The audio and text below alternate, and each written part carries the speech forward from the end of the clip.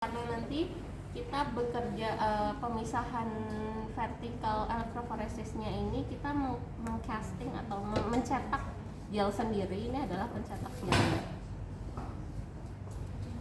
Kalau yang itu gel castingnya yang sebelah itu. Nah itu ada sumurannya. Sumurannya itu sumuran yang bentuknya seperti sisir.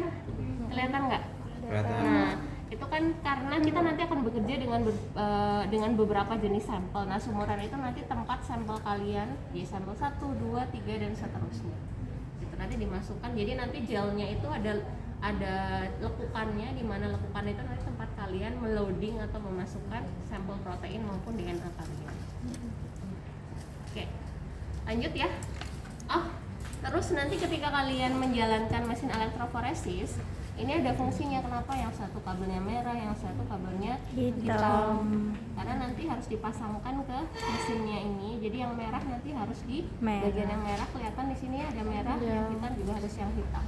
Kalau misalnya tidak dipasang di tempat yang seharusnya, nanti mesinnya tidak akan berjalan atau error. Jadi ada fungsinya, perhatikan yang bagian ini. Karena ini adaptornya. Kemudian di sini ini nanti kalian akan mengatur, kalau misalnya kalian bekerja dengan mesin elektroforesis, di sini kalian bisa mengatur voltage-nya, voltasenya, kemudian berapa lama nanti kalian akan merunning elektroforesisnya, nanti bisa di set di sini.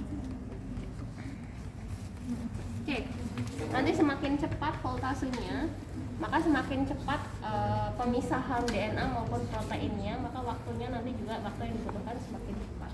Tapi kalau misalnya kalian mau pemisahannya lebih baik, maka biasanya menggunakan voltase yang lebih rendah supaya nanti lebih optimal pemisahannya, tapi nanti waktunya lebih lama. Oke, itu untuk elektroforesis. Di sebelah sana yang pojok ada water bath, tapi kita nggak akan pakai water bathnya. Kemudian ini adalah elektroporator yang nanti dipakai untuk membantu proses insersi DNA ke dalam sel bakteri.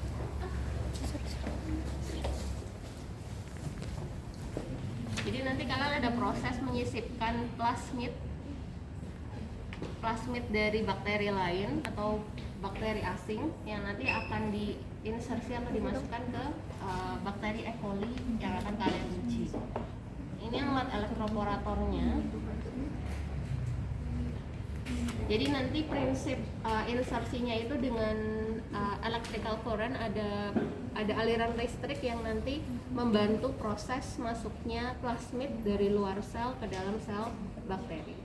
Ini nanti kalau kalian nyalakan, di sini ada beberapa setting. Jadi alat ini nanti mampu membantu proses insersi plasmid DNA asing ke dalam sel, nggak hanya bakteri, sel mamalia juga bisa, tanaman juga bisa, tapi lebih banyak yang lebih banyak di sini digunakan adalah sel mamalia dan sel bakteri. Jenis bakterinya pun berbeda, nanti ada E. coli, ada bakteri namanya Agrobacterium. Settingnya nanti akan berbeda untuk tiap bakterinya.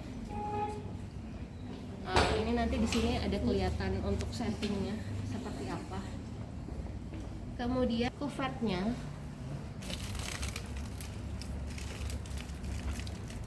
Nah, di kuvet ini karena kita pakai electrical current, maka di sini ada konduktornya, di mana kuvetnya ini nanti ketebalannya ada yang ketebalannya 1 mili, ada yang ketebalannya 2 mili. Itu nanti depends on bergantung dari jenis selnya. Kalau sel bakteri biasanya 1 mm, kalau mamalia biasanya ketebalan kuvetnya itu nanti lebih besar lagi. Ketebalannya tuh di sini maksudnya, celah antar konduktornya ini.